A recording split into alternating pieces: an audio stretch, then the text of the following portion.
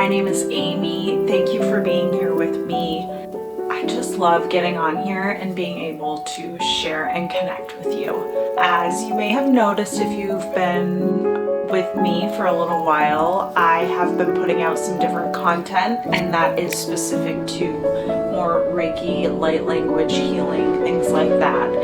I am really following my instincts on what I am sharing. I've always known that healing was a part of my experience, and I love the idea of being able to share it here with people for free and allowing everybody to have access to things like that. And what's great is that it doesn't matter the timing of it. You could watch one of the Reiki or light language videos in 5 years and it'll still be just as powerful for you.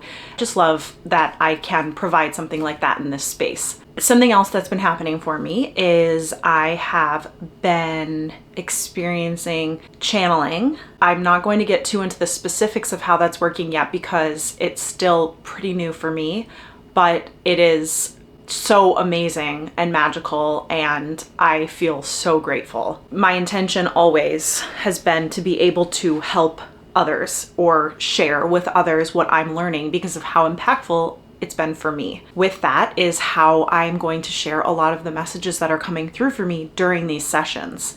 For now, I'm just going to relay them to you like this, and I don't know how that will evolve and unfold, but part of that will come with feedback and also what my guidance is telling me to do. The main message that I have been receiving over and over and over that I want to share with you today is about alignment. And I have to preface that alignment is not a new idea. Our growth doesn't usually need to come from brand new ideas or thoughts.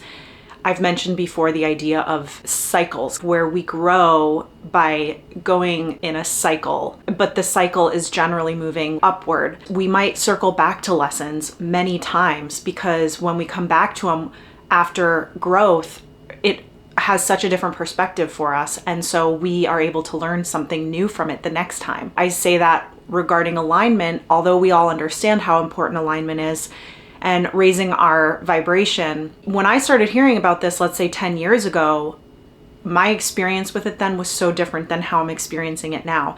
And the areas I'm focusing on are so different now. This is why, even if you've heard this before, allow yourself to be open to wherever it's going to land for you now in this season. You could watch this same video in a year and have a whole other experience with it simply because of the experiences that you've had in that time since the first time. I love that part of growth. One of the examples I received when it comes to this alignment is me in my workplace right now, which I have talked about briefly on here, but really I just got the communication of how important it is to be totally conscious of your alignment when you are in situations, especially those that are the most challenging for you in this season of your life.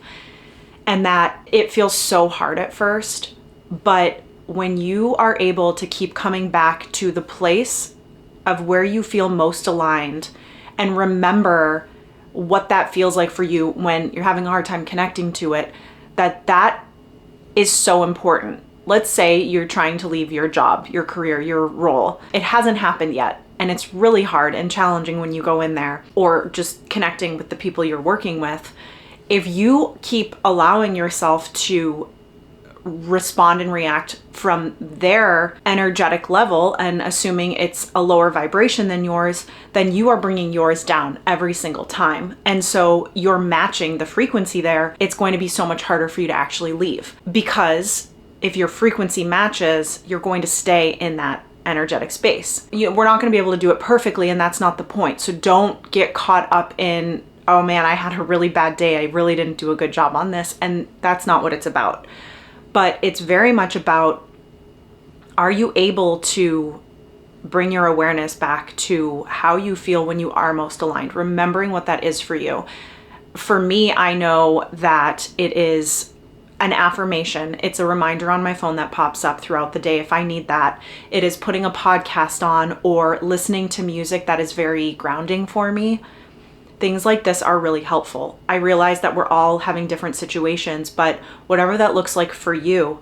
And I know that for some people, it's not about their job. Maybe there's a person in your life that you are forced to see a lot, and it is extremely challenging and triggering for you. This is where being able to take a step back and observe the situation and not so much be in it as if it's all happening to you, but observing, and perhaps you limit your time with the person, you limit the conversation, you become aware of when you're responding from your ego. Our emotional response to everything around us is key.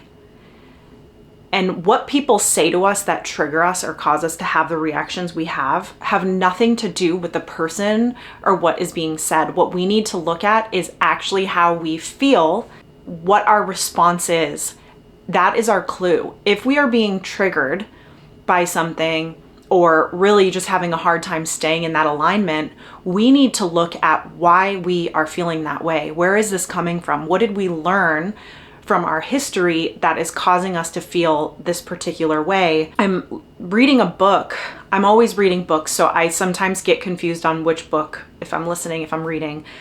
But there was a book that was, or a podcast, that was saying how important it is how important music is. So if you were to take a playlist from when you were a teenager or younger that really connects you emotionally, this is an opportunity for you to actually go back and heal that part of you that felt that way when this music was so relevant and touching you. And that part of the reason these triggers will continue to come up for us is because, yes, as an adult, perhaps you've healed your response and reaction to these things, but have you actually gone back to the version of you as a teen, in our example, that was actually experiencing this pain and responding from the place you were in at that time? That is what you need to go back to and actually give nurturing to and healing. So when you have a music or something like this, you have the opportunity to kind of connect back with that version of yourself and heal that part of you. I really felt like this was a really good aha moment for me. It felt like a really tangible way for me to connect to that part of me, because it's the same. It's like, God, I feel like with some of this, I've done so much work for my alignment, for my awareness, for my just letting stuff go. And yet there will be some things where I'm like, wow, this is so intense still. What is this? Another thing that came up in one of these sessions, when I was actually working with someone else, which was really cool, is that so much of the parts of us that feel heavy and dense and like our shadow sides, looking at them and allowing them to release is so much simpler than we make it out to be. Because we identify with these things as if they are us, as if they make us a good or bad person, when they are not who we are. They are not our identity. If you can take a step back and observe the situation and recognize, I did this in that time because I knew as much as I knew then. It's about taking responsibility and being aware of your action, your part in it, but also realizing that that is not your behavior now, and knowing how you would behave moving forward, or if you were in the situation today. The message within this, after that part was explained, is so much about, we have complicated so much of our healing. You don't necessarily need to go and be in a talk therapy for years in order to process some of this. If it helps you, absolutely do it. I've done it. I love it. I support it. However, we don't need to feel like it's going to take our whole lives to heal these aspects of us. So much of it is our attachment to the meaning and the identity of it. And as you learn, maybe in the things that aren't quite as tricky for you or painful, as you learn to be able to be more of an observer and just see yourself in it and be okay with that, see it without judgment, see it just observing, that is where, like I was told, it's like literally just around the corner. the relief we're looking for, the light, allowing that light in. It's just around the corner, but we as humans have created this experience where we feel like it is just so much denser, so much harder than it actually is. And we're not seeing people necessarily let this stuff go easily, as if it is around the corner. And so why do we think that would happen if we're getting very few examples of that in our lives, or examples that we've lived through in that case too?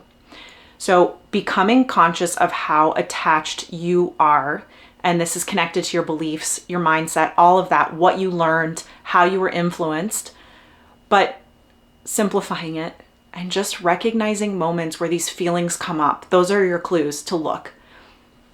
And then being able to really break that down. This is how we are able to increase our alignment. And this is so important.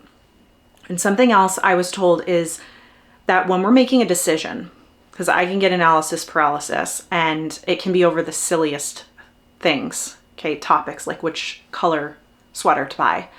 But, and this is not the topic I was given, I'm just letting you know that same. So when it comes to decisions, let's say you felt you knew exactly what you needed to do, but it wasn't time to make the decision yet. And so you didn't make a decision yet. And then when it comes time to make a decision, you are very overwhelmed now. You've had too much time to overthink it and you've really just stressed yourself out.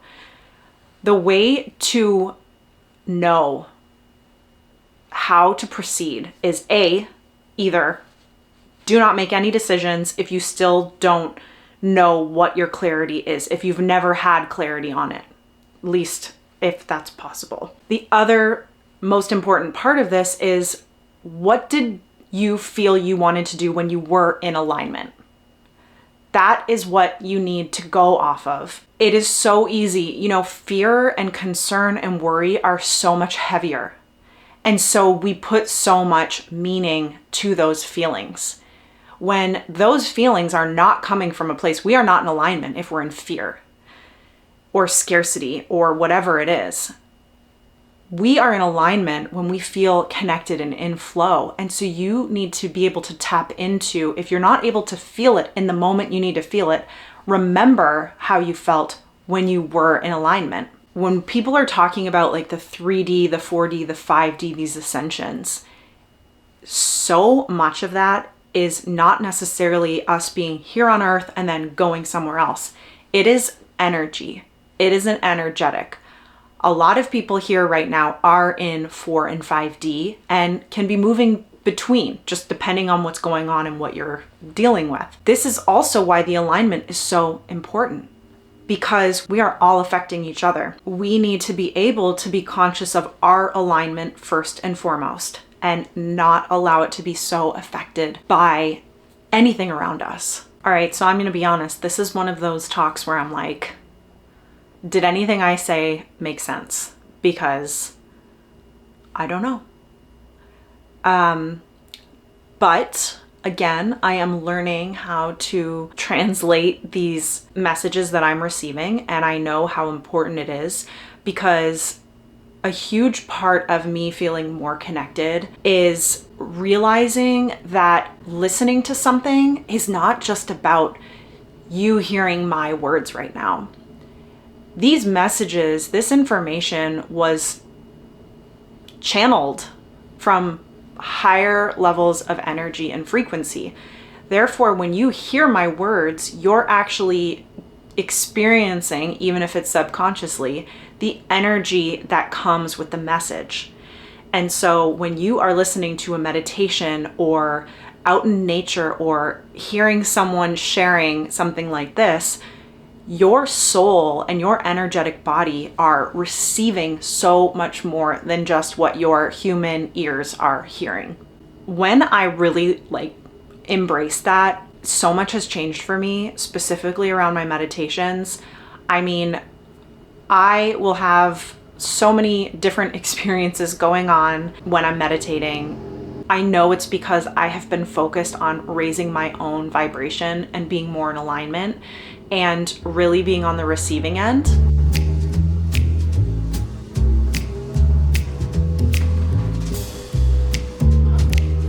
sorry for that background noise. I don't know what this is. It's freezing out, so I don't know who is even doing work out there. It's 13 degrees right now where I'm at. The point I'm trying to make is that when I have kind of gotten out of my head around this stuff and I've just said, okay, I'm going to do this meditation on light language, or I am going to listen to this meditation on activation, things like that, there are so many other things happening and I'm feeling it. Just having so much more faith and trust in that has been a game changer for me, rather than thinking, oh, I always need my mind to be so involved in everything. No, I can just kind of let that go, and it's allowed me to be able to tune in more to my energetic body, my aura, my soul. What is all of this feeling and needing? Because that is what's going to tell me what's actually in alignment. This turned out to be longer than I thought it would. I am hoping to do just some little mini videos in the future of just like cool messages that I'm getting that feel really powerful. This is a starting place. I would love to know any feedback that you have, and topics that have been coming up in my channeling sessions seem to be primarily focused on self-love and alignment right now. So if you have any questions, that would be amazing and be super helpful to me. Please consider subscribing to my channel so you don't miss any other really important messages coming through for all of the energies watching this. I look forward to talking to you next time. Bye.